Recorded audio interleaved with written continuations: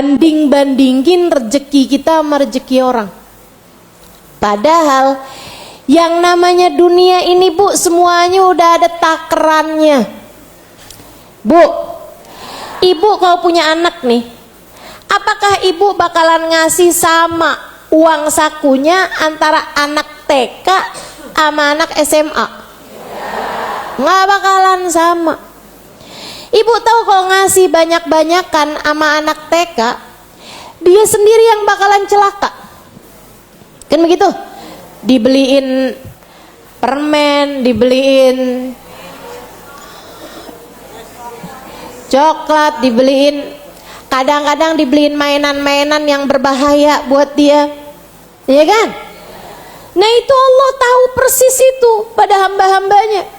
Makanya sama Allah sebagian ada yang dikasihnya dikit, sebagian ada yang dikasihnya banyak. Allah tahu nih yang satu nih kalau dikasihnya banyak kan rusak.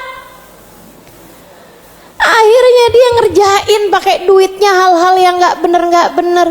Makanya sama Allah nih, Allah kesian sama kita nih. Akhirnya dibatasin rezekinya nih, jangan banyak-banyak nih, dikit aja nih. Kalau banyak-banyak dia jadi sombong. Kalau banyak-banyak dibeliin gelang, dipakai buat bangga-banggain depan teman-temannya. Ibu mau pergi kemana? Ke pengajian.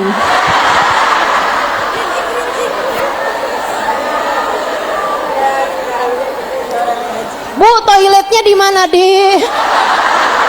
Muter. Allahu Akbar. Mau ngasih lihat apa? Gelang baru nih, gelang baru. Astagfirullah, astagfirullah. Bu. Allah Maha tahu lah yang terbaik sama diri kita. Allah Maha tahu yang terbaik sama diri kita. Allah tahu rasa hati kamu kalau dikasih banyakan kayak gimana. Sehingga akhirnya Allah batasin. Makanya Bapak Maryam suka bilang sama saya, Halimah, jangan takut buat ngasih-ngasih, nak. Jangan takut buat ngasih-ngasih.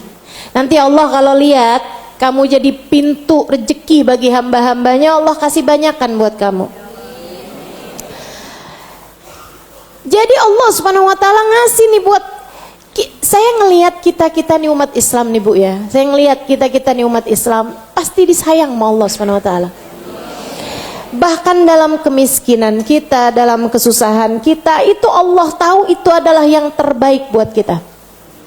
Mungkin kalau kita dikasih banyakan kita jadi sombong, kalau dikasih banyakan kita jadi semena-mena, jadi riak, jadi merendahkan orang, jadi begini, jadi begitu, rusak.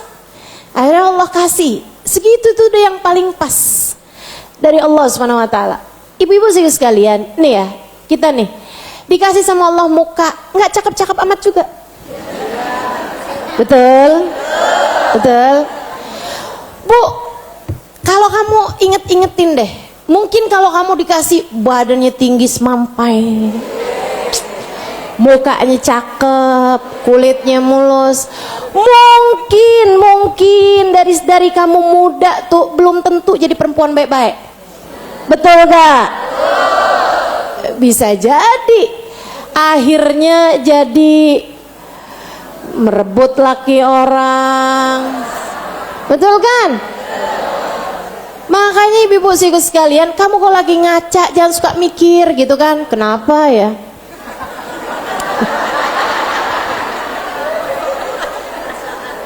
Hidung nggak kayak cewek-cewek di TV gitu kan?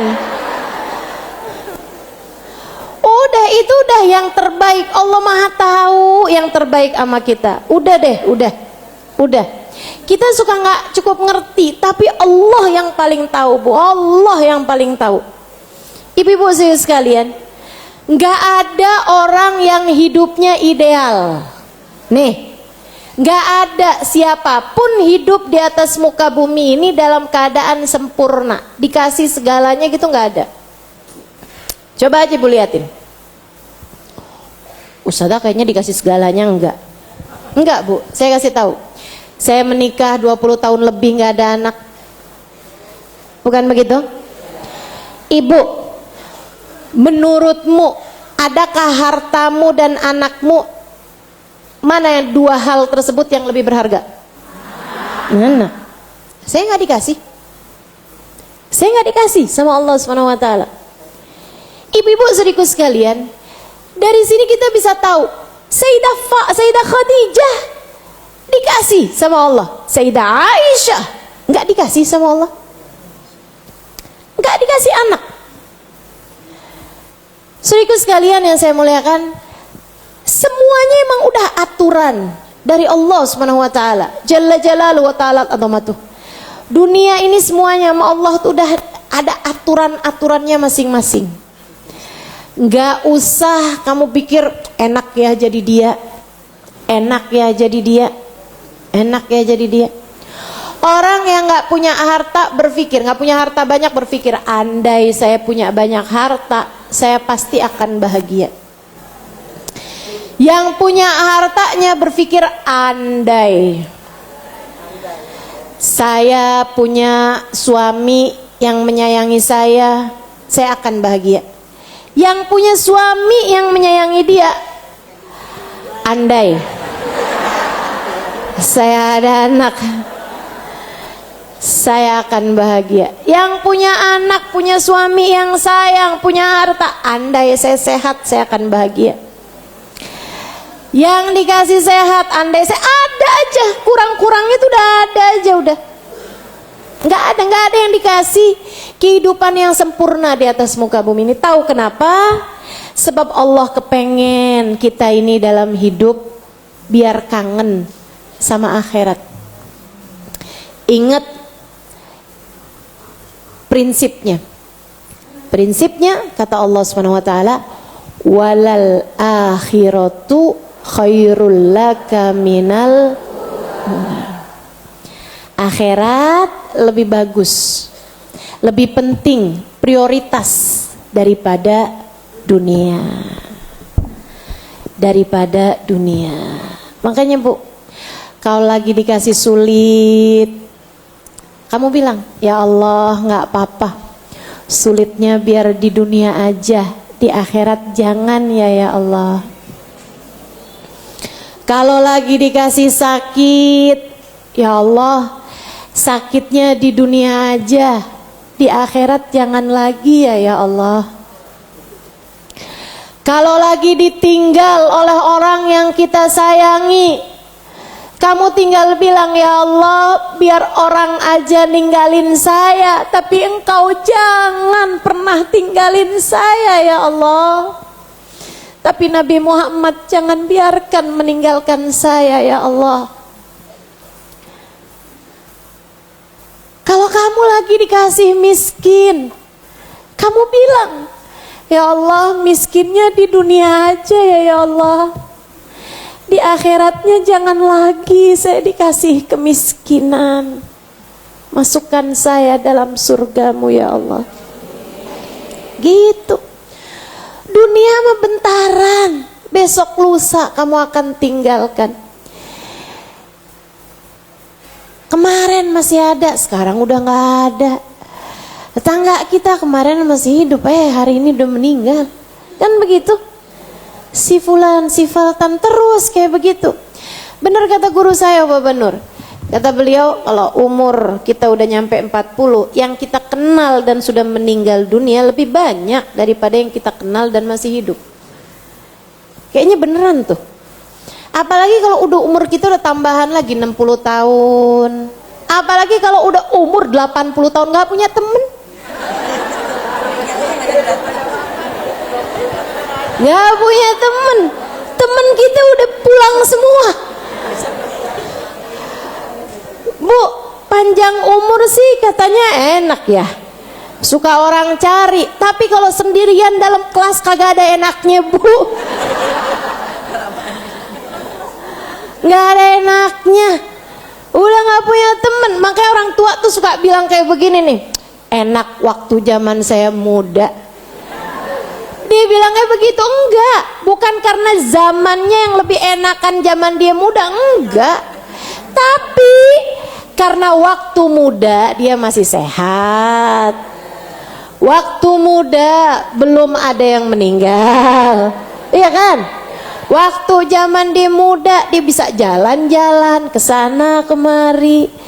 Giliran tua semuanya serba terbatas. Jadi bukan masalah enak zaman dia muda dunianya, kondisinya, tapi dianya yang enakan lagi zaman dia masih muda.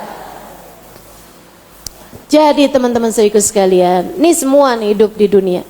Udah Allah semuanya yang punya, rezeki Allah yang punya, apaan Allah yang punya. Udah tenang aja, mintanya sama Allah aja, mintanya sama Allah aja. Nggak usah pernah minta-minta sama orang, karena sejatinya kalau Allah nggak kasih, walaupun kamu minta sama orang sedunia juga nggak ada yang bisa ngasih kamu. Allah yang bisa ngasih. Teman-teman sekalian, Allah yang bisa ngasih. Ini ilmu pelajaran seharusnya nih kita udah tahu dari zaman kita kecil. Seharusnya itu udah mantep di hati kita dari zaman kita kecil. Tapi karena mungkin kondisi dan keadaan tidak membuat kita semacam itu, gitu ya. Kita tua-tuaan begini baru sadar, baru mantap. Nggak apa-apa, nggak ada kata terlambat untuk bisa sungguh-sungguh beriman. Ingetin diri, nggak ada yang bisa ngasih kepada kita selain. Ingetin diri, nggak ada yang bisa ngasih kita selain Allah. Bu Ubaba Bahiyah belajar itu dari kecil, sampai ibunya penasaran, uminya penasaran. Ubaba Bahiyah guru saya. Ibunya tuh dulu baru ngeh ketika Ubaba Bahiyah kayak umur 8 tahun, 7 tahun gitu. Nih anak kok gak pernah minta sama saya. Anak saya kok gak pernah minta sama saya. Ibunya anak-anak yang lain tuh sering banget dimintain sama anaknya. Tapi ini anak satu gak pernah minta. Penasaran, dibawa pergi ke pasar sama emaknya, sama ibunya. Sama Umi beliau dibawa pergi ke pasar, dibawa pergi ke toko baju, suruh lihat-liatin. Dia masuk toko baju tersebut, lihat-lihat, kelihatannya seneng. Ditungguin sama ibunya buat minta, nggak minta juga. Mungkin dia pikir ibunya nggak punya duit kali buat beli baju yang lebih murah dah, mainan, lebih murah. Dibawa tuh pergi ke toko mainan, dilihat-liatin, kelihatannya kayak seneng, kayak ada yang dia suka gitu. Ditungguin buat minta, nggak minta juga. Apa dia pikir masih kemahalan? Dibawa pergi ke toko makanan, liatin, ditungguin sama ibunya. Nih anak kapan mintanya? Nggak minta juga. Dibawa keluar, didudukin. Maksudnya nggak didudukin gitu ya Bu ya. Nah, kecil. Diajak diskusi gitu. Dibilang, Bahiyah, nak, ya Umi, tadi waktu Umi bawa kamu pergi ke toko baju tuh ada nggak baju yang kamu suka? Ada Umi. Yang mana? Yang warna pink. Yang di sebelah. Oh, waktu Umi bawa kamu pergi ke toko mainan tuh ada nggak mainan yang kamu pengen punya? Ada Umi. Yang mana? Yang boneka ini itu. Oh. Waktu Umi ajakin kamu pergi ke toko makanan, nah ada nggak makanan yang kamu pengen makan? Ada Umi. Yang mana? Yang ini. Kasih tahu sama dia kesukaannya dia gitu. Nah, kenapa kamu nggak minta sama Umi? Kenapa kamu diam aja? Kenapa kamu nggak minta sama Umi? Dan anaknya jawab, Mi, bukannya nggak ada yang bisa ngasih kita selain Allah.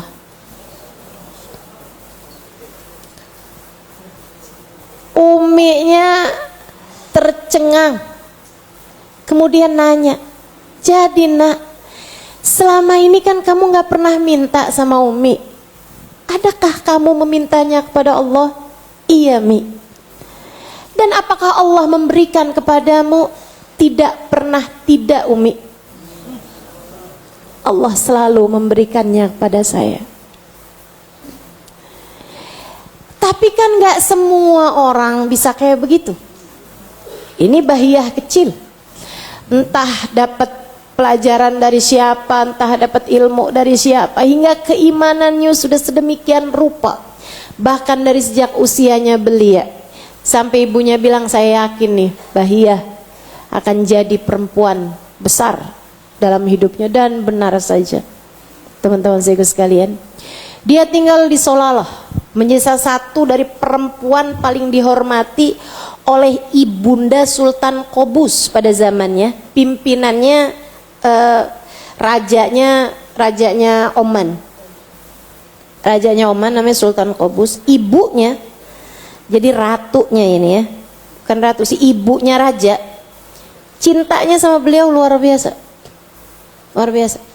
Sering sekali dikirimkan uang sama ibunya Sultan. Jadi sekalian, tiap kali dikasih uang nih, beliau bagi. Rumahnya kecil banget. Sampai warga kepengen membangunkan rumah buat beliau. Dan beliau bolak-balik nolak. Baba, kita kan malu Baba kalau ada tamu mau ketemu Baba. Ya nggak usah ketemu di rumah saya, tahu Baba. Bisa ketemu di mana-mana tempat aja. Tapi kita pengen bangunin Hubaba. Sampai akhirnya Hubaba bilang, udah, saya udah lagi bangun. Oh, di jalan apa Hubaba? Di kuburan. Saya sudah membangun kubur saya, kata Hubaba. Masya Allah, Masya Allah. Hamba tercinta di sisi Allah SWT. Orang besar, teman-teman saya sekalian, Hubaba Bahiyah. Alaiha ridwanallah. Faham urusan itu Allah yang punya, faham. Makanya dia menjalankan kehidupan dengan sedemikian indahnya. Kayak apaan Bu keindahan kuburnya, bisa kita bayangkan nih orang-orang yang kayak beginian. Taat aja yang dipikirin, ibadah aja, kebaikan mulu. Apapun yang beliau lakukan semuanya untuk kebaikan-kebaikan, untuk hal-hal yang menaikkan derajat di sisi Allah Subhanahu wa taala. Subhanallah. Kita nggak ngerti itu dari kecil, tapi di umur-umur segini nih kita ngerti. Sekarang cobain. Belajar untuk nggak minta kecuali kepada Allah. Cobain. Para istri biasanya minta sama suami, cobain.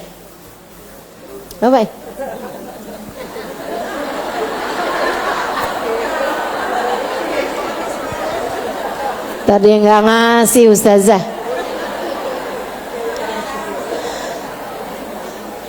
Cobain, kamu kan belum nyoba. Cobain. Mintanya sama Allah aja. Allah Bu dengan segampang itu menggerakkan hati hamba-hambanya. Allah segampang itu menggerakkan hati hamba-hambanya. Allah segampang itu. Tenang aja, liatin aja. Yang masalah tuh cuman hati kamu aja kok, yang gak cukup punya kekuatan untuk gak minta kecuali kepada Allah. Ini saya mau cerita nih. Cerita ini diceritakan oleh yang mengalaminya secara langsung. Jadi ada saya punya kenalan, saya punya temen lah ya. Jadi beliau itu ceritanya orang Indonesia, nikah jadi istri nggak tahu keberapa, kedua atau ketiga, seorang laki-laki yang ada di Saudi sana. Tapi zaman itu tuh kayak zaman mungkin 30-an tahun lalu ya. Beliau sekarang udah usia gitu kan. Nah ini beliau ceritain ceritanya beliau lagi zaman mudanya. Dia bilang, saya Ustazah lagi pulang ke Indonesia, dibiayain sama suaminya tiket ini termasuk tiket baliknya lagi ke sana gitu, baliknya lagi ke Mekah, ditinggal di Mekah.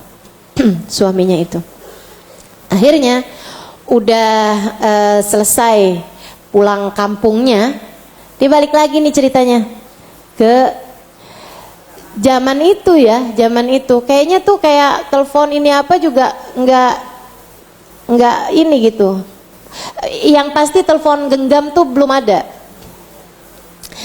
Dia bilang dia pulang ke Mekah sana itu, ke apartemennya dia. Akhirnya terus dia datang ke rumah suaminya, gitu kan, ketok-ketok ini apa suaminya. Terus dia dikasih surat. Suratnya isinya, saya kemarin dimarahin sama istri saya karena nikah sama kamu. Jadi sekarang kamu saya ceraikan.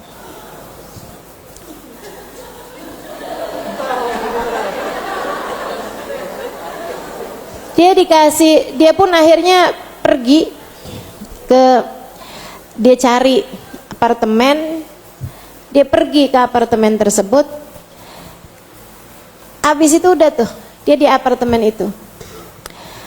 Dia mau menghubungi orang-orang, dia inget, saya lagi iddah nih.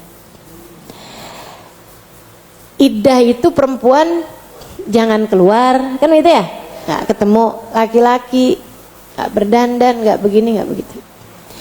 Dia bilang keluarga saya, taunya saya udah balik sama suami saya. Suami saya juga dia itu ngasih surat itu, asalnya itu dititipin gimana ceritanya gitu. Pokoknya taunya suaminya itu surat udah dikasihin ketika dia masih di Indonesia gitu. Alhasil jadi waktu dia pulang itu dia ketemu sama siapa gitu, terus dikasihin si surat itu yang ternyata dikirimin sama suaminya ketika dia mau pulang ke Indonesia atau gimana gitu. Jadi ada selisih paham. Suaminya pikir dengan dia pulang ke Indonesia terus dikasih surat itu ya berarti nggak balik lagi gitu, nggak balik lagi. Padahal dianya pahamnya ya dia balik lagi ke sana terus dibarengan sama suaminya. Walhasil dia akhirnya tinggal di sebuah apartemen tanpa siapapun tahu. Dan dia sekarang kebingungan karena dia nggak punya apa-apa buat makanan. Hari pertama, dua gitu dia masih kayak ada punya sisa makanan karena dia waktu masuk apartemen itu dia sempat beli-beli makanan. Habis itu terus dia nggak ada. Dia bilang, saya ingat Ustazah itu hari besok tuh saya nggak punya makanan apa-apa. Besok tuh saya nggak punya makanan apa-apa. Dia bilang, malam itu Ustazah saya nggak tidur untuk baca sholawat. Dia bilang, ya Allah, saya nggak bisa buat apa-apa karena saya ingin melaksanakan perintahmu untuk nggak keluar rumah. Ya Allah, nggak ada yang tahu keberadaan saya, tapi Engkau tahu ya Allah. Nggak ada yang tahu nih saya ada di mana nih.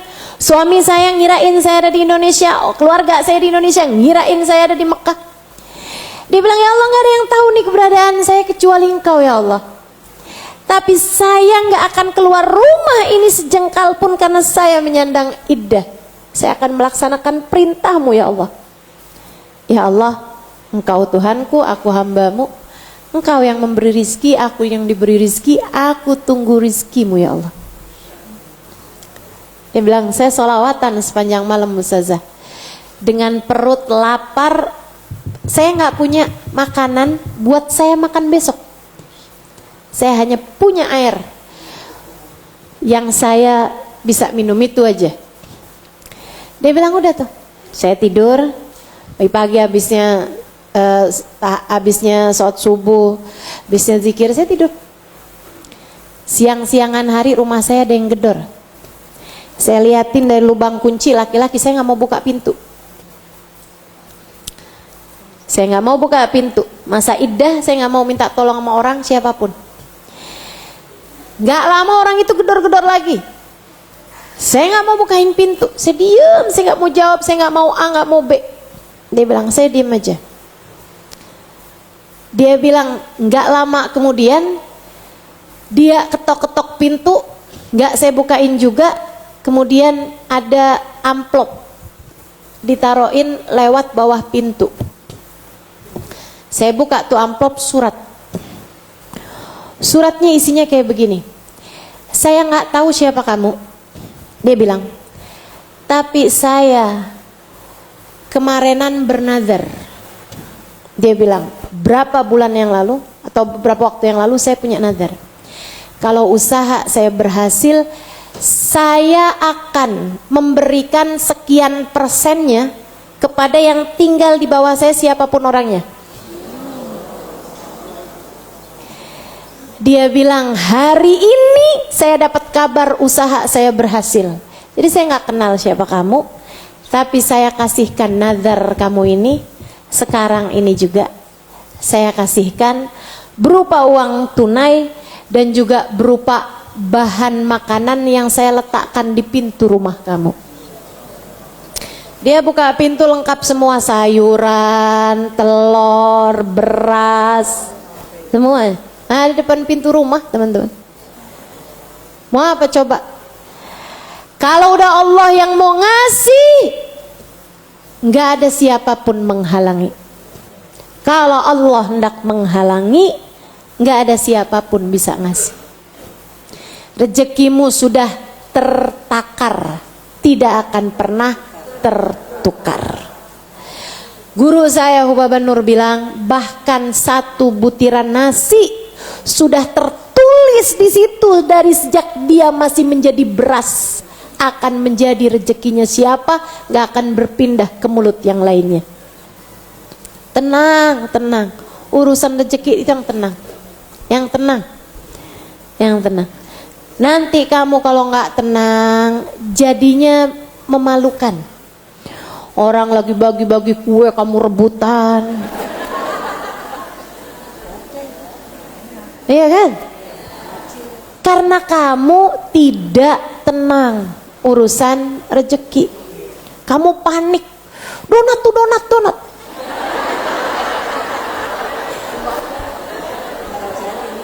Kue pepek, kue pepek. Kue yang itu tuh, kue itu. Ya Allah, ya. Yang tenang, urusan rezeki yang tenang akan sampai kepadamu dalam keadaan terhormat. Yang tenang, urusan rezeki akan sampai kepadamu dalam keadaan terhormat. Saudaraku sekalian yang saya muliakan, akan sampai padamu dalam keadaan terhormat. Kalau ada yang kamu mau minta urusan rezeki dunia ini, minta sama yang punya. Yang punya adalah Allah. Allahnya bisa tersinggung loh kalau kamu selama ini minta dunia sama yang gak punya. Allah yang punya, kamu gak pernah minta, sekalinya minta sama yang gak punya. Saya aja kalau ada orang nih nanya urusan agama kepada yang gak semestinya, padahal saya ada di situ, dia gak tahu apa ya. Saya mondok 12 tahun. Urusan begituan doang mah kecil buat saya. Kenapa dia nanyanya sama yang lain ya? Saya tersinggung kan begitu.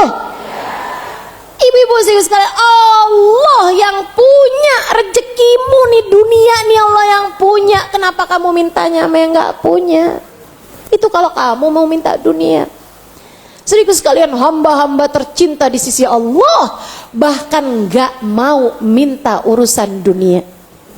Sayyidina Salim, cucunya Sayyidina Umar bin Al-Khattab, salah satu ulama terkemuka pada zamannya. Ulama terkemuka pada zamannya. Satu waktu nih ya, karena ulamanya gak cinta dunia, akhirnya pejabatnya pada hormat. Sekarang nih kenapa ada pejabat-pejabat gak hormat sama ulama? Karena kebanyakan ulamanya pada demen sama dunia. Jadi sekalian, Sayyidina Salim lagi mau tawaf di Ka'bah, ketemu sama khalifah. Khalifah itu raja, khalifah itu presiden, gitu kan, yang membawahi khilafah Islamiyah. Khalifahnya lagi mau masuk, lagi musiman haji nih, khalifahnya lagi mau masuk ke Masjidil Haram, ngelihat ada Sayyidina Salim. Beliau jalan biasa aja sebagai ulama, beliau nggak dikawal. Beliaunya juga tuh, khalifahnya juga. Ya ada pengawal 1-2 tapi nggak yang gimana-gimana gitu. Sekarang sih, waduh, raja mau masuk masjid kayaknya semua masjid dikosongin dulu itu ya. Raja Saudi maksud saya. Ini kan nggak tahu nih rezekinya siapa sebenarnya. Jadi tenang. Saudaraku sekalian, dia begitu ngelihat Sayyidina Salim, udah kesempatan, langsung disamperin sama khalifah. Jadi bukan yang ulamanya nih yang raja nih kesempatan buat minta, buat ini, buat ngajuin proposal, enggak. Justru sebaliknya, justru khalifahnya yang ngerasa, widih kesempatan buat menghadap kepada ulama ini. Samperin sama beliau. Dia bilang, ya Syekh, alak hajak diha, wahai Sayyidina Salim, alhamdulillah senang banget nih saya bisa ketemu kau di sini nih. Alhamdulillah, lagi di pintu masuk masjid tuh. Dia bilang, adakah keperluanmu, kepentinganmu yang bisa saya bantu? Ada hajatmu yang bisa saya bantu? Sayyidina Salim bilang, inni fi baiti fa astahi an as'al min ghairi sahibil bait. Maaf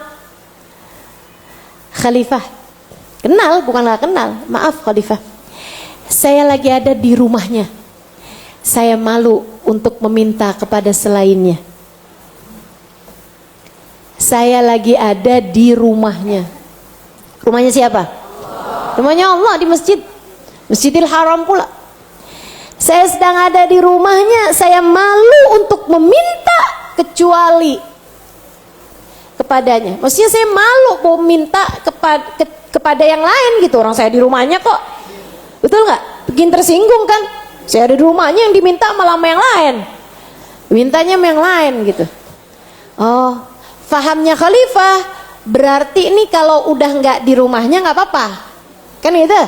Udah nih, ditungguin sama Khalifah kapan keluarnya Sayyidina Salim dari masjid. Perhatiin dari kejauhan. Sampai habis selesai Sayyidina Salim dari masjid, pas keluar disamperin sama Khalifah. Al-an nahan fi ghairi baitih. Kita nih sekarang udah nggak lagi di rumahnya, masih udah nggak lagi di rumahnya Allah. Alak hajak diha, apakah kamu punya kebutuhan yang dapat saya penuhi? Apa jawab Sayyidina Salim? Tani bi hajati dunia mahajatil akhirah. Maksud kamu nih hajat dunia apa hajat akhirat? Ya maksud saya hajat dunia. Kalau hajat akhirat malah orang kaya saya meminta agar didoakan oleh orang sepertimu. Ya kan begitu? Kalau urusan akhirat malah justru saya nih minta keberkahan dari orang sepertimu untuk mendoakan saya gitu. Oh, maksud kamu hajat dunia, kayak duit, kendaraan, rumah kayak gitu. Maksud kamu hajat dunia? Iya Tuhan. Maafkan saya. Kalau untuk hajat dunia, saya bahkan malu untuk meminta kepada yang punya. Bagaimana mungkin saya memintanya kepada yang tidak memilikinya? Ama Allah aja saya malu minta urusan dunia. Bagaimana mungkin saya memintanya kepada selain Allah? Tuh hamba tercinta di sisi Allah. Malu. Kamu masa gak malu segini tuanya kalau nadah tangan urusannya duit melulu yang kamu minta? Ayo deh coba. Berapa banyak kamu minta urusan dunia, berapa banyak kamu minta urusan akhirat? Selama ini coba diingat-ingat. Kalau kamu ngerasa, iya ya, kok selama ini saya minta urusan dunia aja kayak 90% lah Ustazah. Ada sih sekali-kalinya gitu, kadang-kadang minta ya Allah husnul khotimah. Ya Allah, biar di akhirat bisa ketemu sama Nabi Muhammad. Ya Allah. Tapi kayaknya yang paling banyak tuh urusan kayak, ya Allah, tagihan, ya Allah, cicilan, ya Allah, jodoh, ya Allah, suami jangan kawin lagi, ya Allah. Itu urusan dunia Ustazah ya? Iya, urusan dunia itu kan. Minta sehat badan, minta kayak kebanyakan dunia gitu. Yang kita nggak bawa mati itu semuanya urusan dunia, teman-teman. Kalau emang selama ini kita minta urusan dunia dan kita ngerasa juga bahwa memang kita memang pasti ya Ustazah daripada minta sama orang yang lain kan mendingan memang kita minta sama Allah urusan dunia. Betul, betul. Tapi seenggaknya kita bikin kayak yang Allah SWT pesankan dalam cara doa. Kata Allah begini nih. A'udzubillahi minasyaitonirrajim. Bismillahirrahmanirrahim.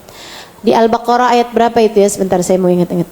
Wa minhum man qala rabbana atina fid dunya falaysa lahu fil akhirati min khalaq.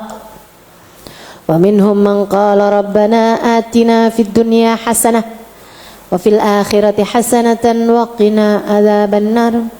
Ulaika lahum nasibum mimma kasabu wallahu sari'ul hisab. Kata Allah, ada hamba-hamba Allah. Boleh dicarikan itu surat Al-Baqarah ayat berapa gitu ya.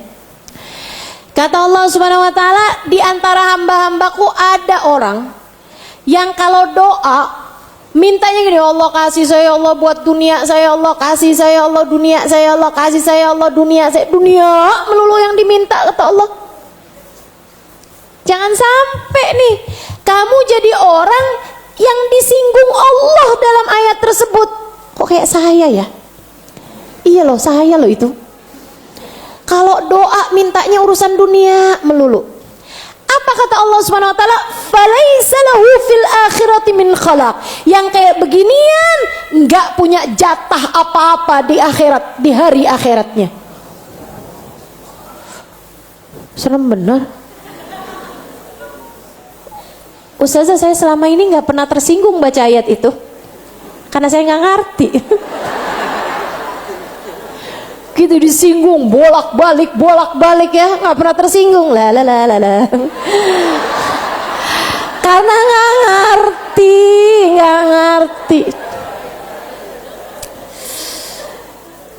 Terus mestinya gimana ya Allah? Wa minhum man qala rabbana atina fid dunya hasanah wa fil akhirati hasanah wa qina adzabannar.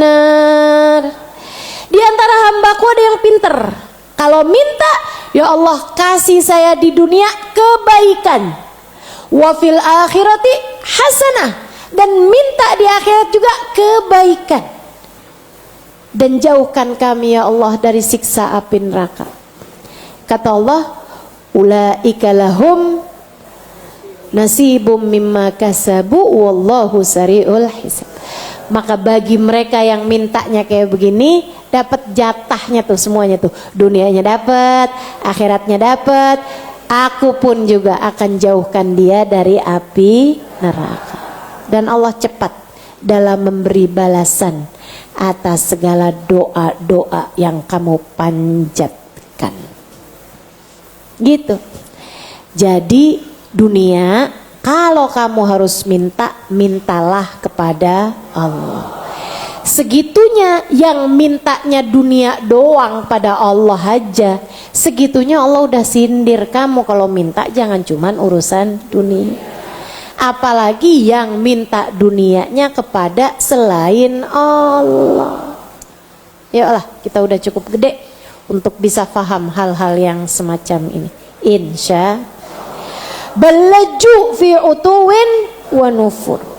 Akan tetapi mereka terus-terusan menerus fi utuwin, berada dalam kesombongan, wa nufur, dan menjauhkan diri dari kebenaran. Kau udah ditegur, diingatkan begini begitu, itu mah ustazah yang kayak begituan tuh karena mereka nggak pernah punya duit banyak, makanya ngomongnya kayak begitu.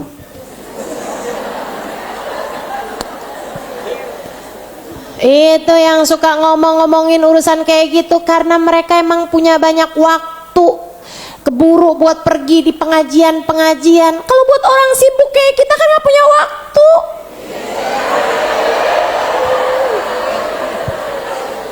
Laju fi utuwin, mereka terus menerus berada dalam kesombongan, wanufur, dan terus menjauh dari kebenaran.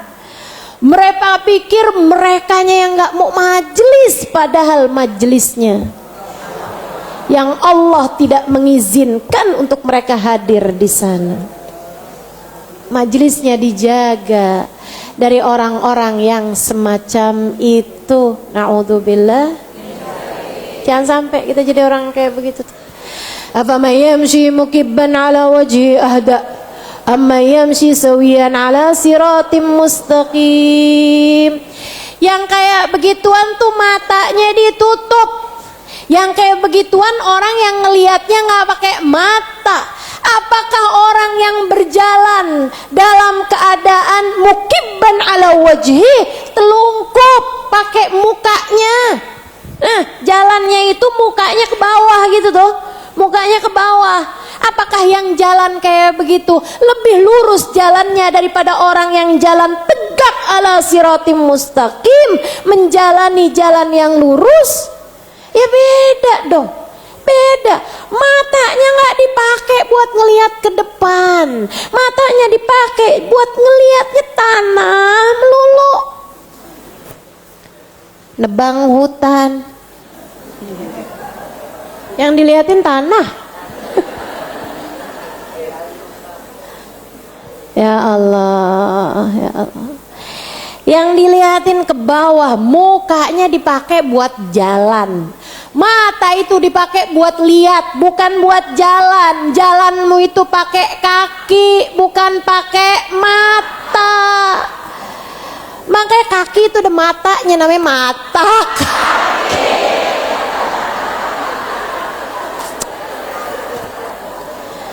Jalan itu jangan pakai muka, jalan mestinya pakai kaki. Kalau muka tuh dipakainya itu buat lihat. Nah, mata kamu dipakai buat lihat, telinga kamu dipakai buat denger, begitu kan? Lisan pakai buat bicara, hidung pakai buat nyium, kayak begitu. Buat mencium aroma, yang seperti itu dipakai semuanya gitu. Akal dipakai buat mikir. Nah, kalau kamu nih hidup di atas muka bumi tapi nggak pernah mau melihat bahwa sesudah hidup bakalan mati, bahwa sudah mati akan ada pertanyaan, bahwa sudah pertanyaan akan ada pertanggungjawaban, bahwa sudah pertanggungjawaban akan ada hari pertimbangan, bahwa sesudah pertimbangan akan ada hari di mana kamu harus melewati jembatan untuk menentukan apakah rumah terakhirmu surgakah atau naudzubillah nerakakah. Yang panjang, ngelihatmu tuh yang panjang, ngelihatmu yang panjang untuk 100-200 tahun ke depan.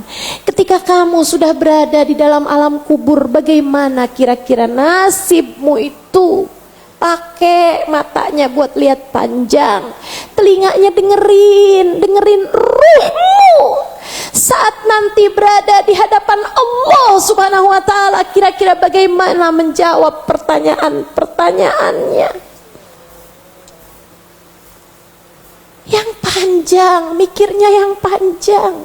Lisan kamu pikirin, adakah bisa menjawab ketika Allah Subhanahu wa ta'ala bertanya tentang kabar sholatmu, tentang kabar akhlakmu, tentang kabar ibadahmu?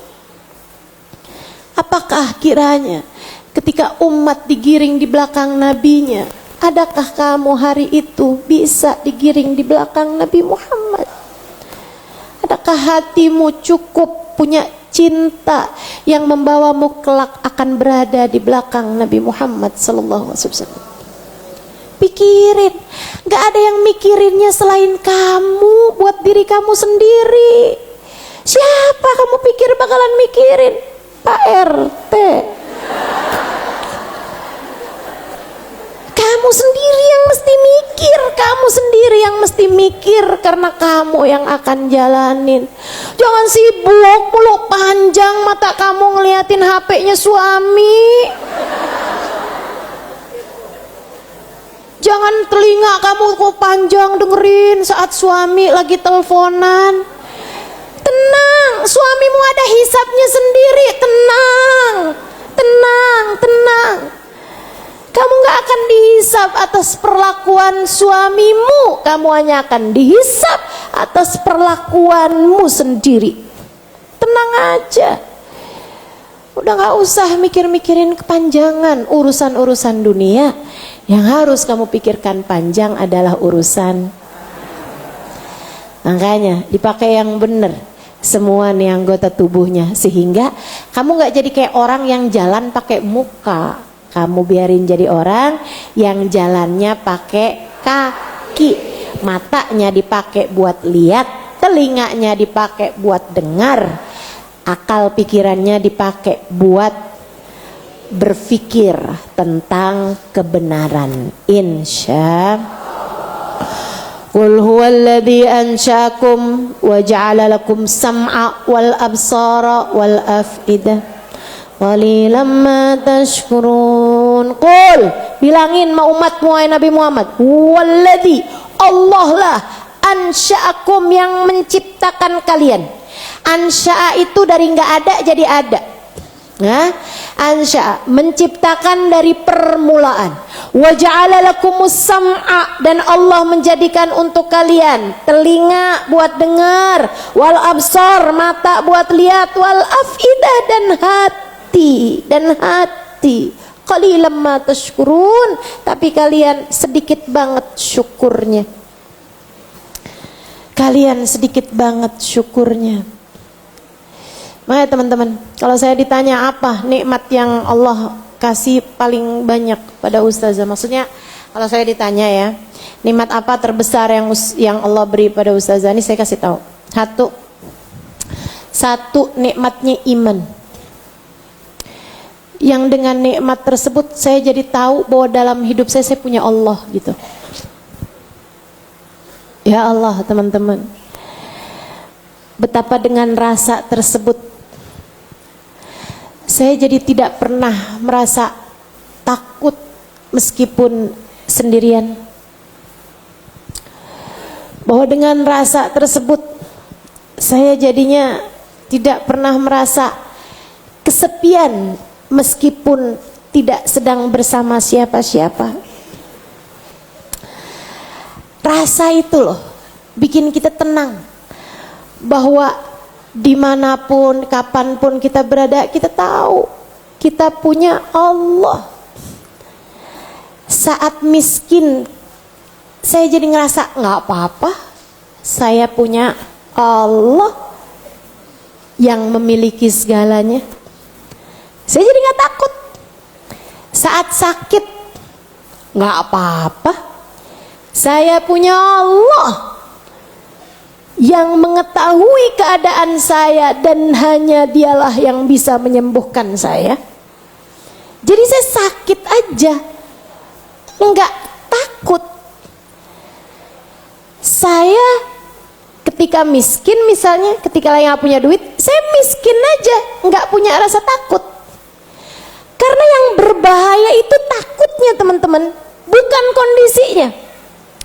Yang berbahaya untukmu bukan sakitnya, tapi rasa takut ketika kamu sedang dalam keadaan sakit. Yang berbahaya itu bukan miskinnya, tapi rasa takut terhadap kemiskinan itu. Ntar gimana kalau saya nggak punya duit kayak gini nih, ntar anak saya makan apa, ntar saya besok makan apa, kan begitu. Kalau kita imannya gede dalam hati kita, kita gak akan takut terhadap apapun. Ada Allah bersama kita, ada Allah bersama kita. Jadi kalau saya ditanya, nikmat apa Ustazah yang paling besar Allah kasih dalam hidup Ustazah, saya akan jawab, satu adalah nikmatnya Allah. Saya punya Allah, nikmat iman yang Allah berikan dalam hidup saya. Saya punya Allah, dan itu mencukupi saya dari apapun. Hasbunallah ni'mal wakil. Kita punya Allah, dia akan mencukupi kita. Itu satu. Kedua, nikmat terbesar yang Allah kasih, saya punya Nabi Muhammad.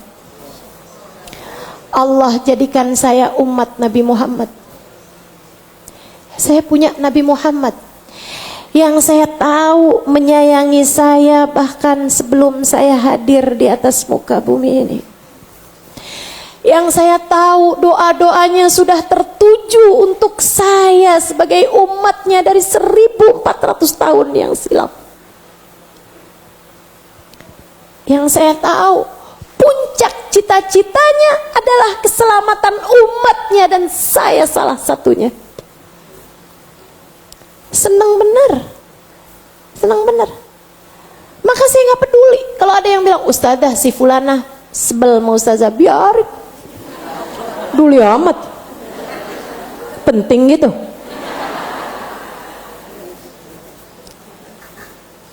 Saya nggak peduli ada yang nggak senang sama saya. Teman-teman saudariku sekalian, saya tahu ada yang sudah menyayangi saya bahkan dari 1500 tahun yang silam. Biarkan rasa itu ada dalam hatimu juga. Biar nggak terlalu gede pandangan orang untukmu, Bu, Kak, Dek. Biar kamu nggak nyari pengakuan sana sini sampai bolak-balik upload di media sosial jalan-jalanmu tahun lalu.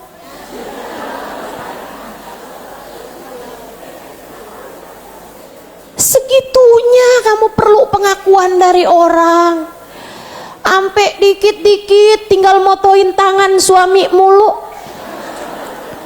Pas lagi gandengan.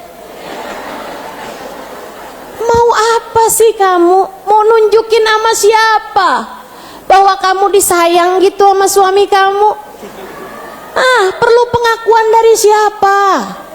Segitu takutnya kamu. Saudariku sekalian, andai pun kamu nggak disayang sama suamimu, saya kasih tahu Nabi Muhammad sayang sama kamu. Saya nggak lagi doa, saya lagi ngasih fakta.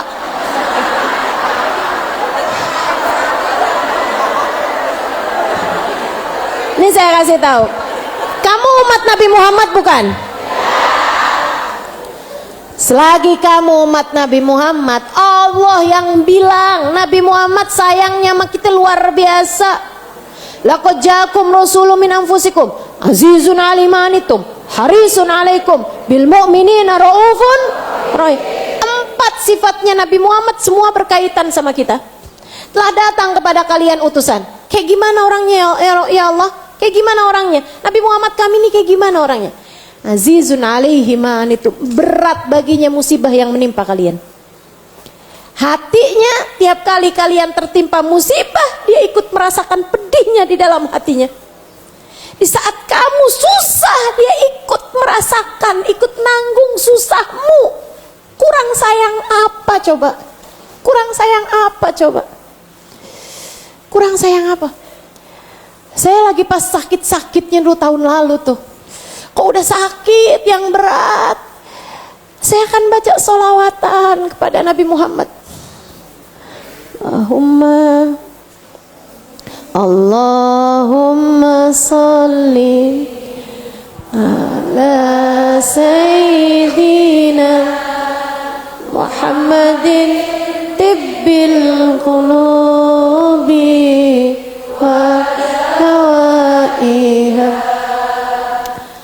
wa afiyatil abdani wa shifaiha wa nuril absari wa iyaiha wa ala alihi wa sahbihi wa sallim.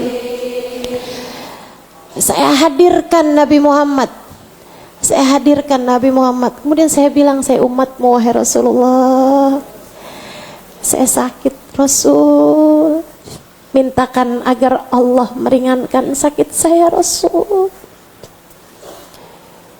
Enak Bu, enak banget, ringan banget, ringan. Kamu kalau lagi anak kamu lagi sakit, kamu lagi nungguin, suami kamu lagi sakit, kamu lagi nungguin, udah tuh Kita dikasih senjatanya sama Allah Subhanahu wa taala. Nabi Muhammad.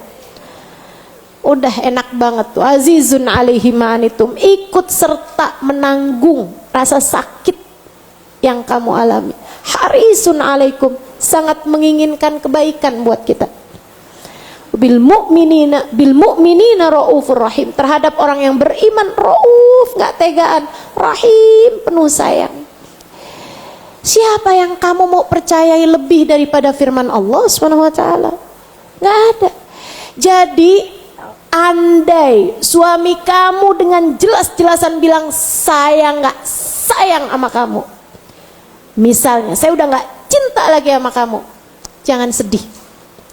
1500 tahun yang lalu Allah bahkan udah mengatakannya. Allah udah menurunkan firman-Nya.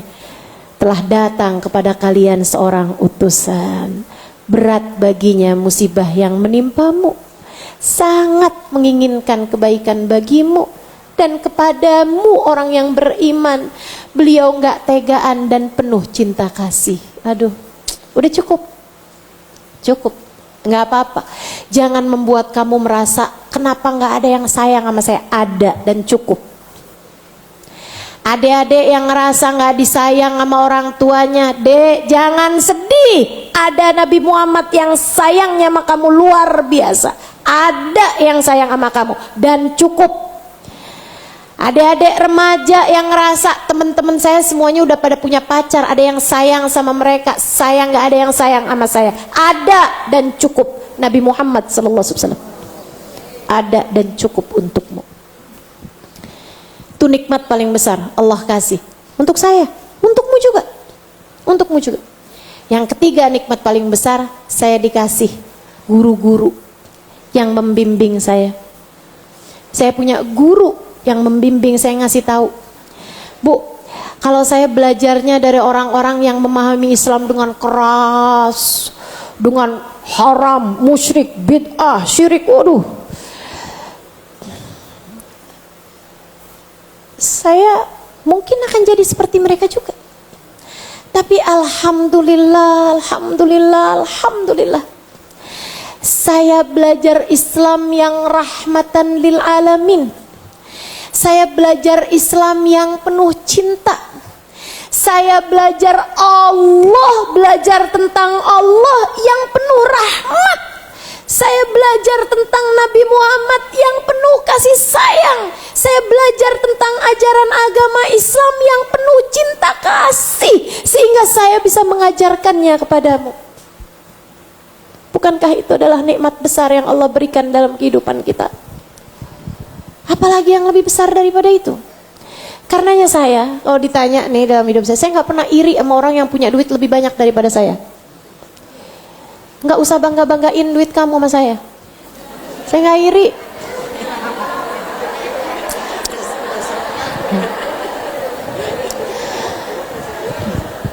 Mobil saya lebih bagus ada dari mobil Ustazah, biarin.